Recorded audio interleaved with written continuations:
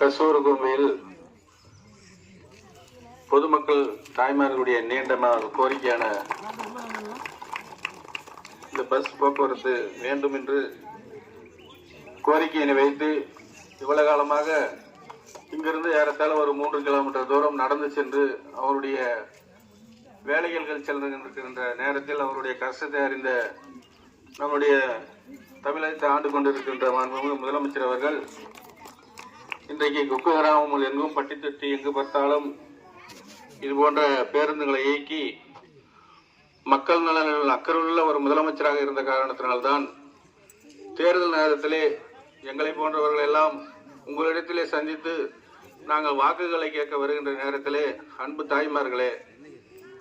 நீங்கள் எல்லாம் எங்களுக்கு வாக்களித்து இந்த நாட்டினுடைய முதலமைச்சராக தளபதியார் அவர்களை கொண்டு வந்தால் நீங்கள் செல்வதற்கு பஸ் போக்குவரத்து பயணமில்லாத நீங்கள் செல்லலாம் என்று நாங்கள் கோரிக்கை வைத்தோம். அதன்படி வாக்குகள் அளித்து இன்றைக்கு நாட்டினுடைய முதலமைச்சராக வந்தவுடன் முத்தான 3 கையெழுத்தில் முதல் கையெழுத்து தாய்மார்கள் கட்டணம் இல்லாமல் பேருந்தில் செல்லலாம் என்ற அற்புதமான ஒரு திட்டத்தை அறிவித்தார் தலைவர் அவர்கள். அந்த வகையிலே இன்றைக்கு இந்த பகுதியில் இந்த பஸ் போக்குவரத்தை தலைவருடைய ஆணைக்கிணங்க அறிவித்த தலைவர் அவர்களுக்கும் பொறுப்பு அமைச்சர் அவர்களுக்கும் அதே போன்று மாவட்ட கழகத்துடைய பொறுப்பாளரும் நாடாளுமன்ற உறுப்பினருமாக இருக்கக்கூடிய வழக்கறிஞர் மணி அவர்களுக்கும் உங்கள் சார்பாகவும் என்னுடைய சார்பாகவும் நான் சட்டமன்ற உறுப்பினராக இருந்த நேரத்தில் இந்த பகுதிக்கு நிறைய கோரிக்கைகளை நீங்கள் எல்லாம் கலைஞர் கொடுத்த வண்ண தொலைக்காட்சி பெட்டியில் பார்த்திருப்பீர்கள். கோரிக்கை வைத்தோம். பரியத்தில் இருந்து மலையூர்காடுக்கு வர வேண்டும் என்றால் ஏறத்தாழ 25 கிலோமீட்டர் சுற்றி தான் வரணும். குறுக்கு வழியாக அந்த பாதையை அமைத்தால் ஏறத்தாழ ஒரு 4-5 கிலோமீட்டர் 3 கிலோமீட்டர் தூரத்திலே கடந்து செல்லலாம் என்ற கோரிக்கை அந்த நேரத்தில் வைத்த பொழுது இப்பொழுது 10 கோடி ரூபாயை நமது தமிழக முதலமைச்சர் தருமபுரிக்கு வந்த பொழுது அறிவித்தார்கள். இப்படி பல்வேறு திட்டங்களை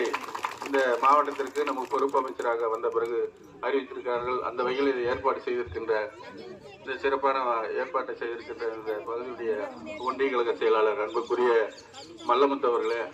அவருடன் பணியாற்றுகின்ற இந்த பகுதியைச் சேர்ந்த அனைத்து கழக நிர்வாகிகளே, எங்களுடன் வருகை தந்திருக்கின்ற முன்னாள் ஒன்றிய கழக செயலாளர் துரைசாமி அவர்களே, தகவல் தொழில்நுட்பத்துடைய அமைப்பாளர் துணை அமைப்பாளர் ஈஸ்வரன் அவர்களே, பள்ளிக்கல்வியினுடைய காலாளர் ராமச்சந்திரன் அவர்கள், ராஜா அவர்களே மற்றும் எங்களுடன் வருகை தந்திருக்கின்ற அனைத்து கழக நிர்வாகிகளே, இந்த பகுதியிலிருந்து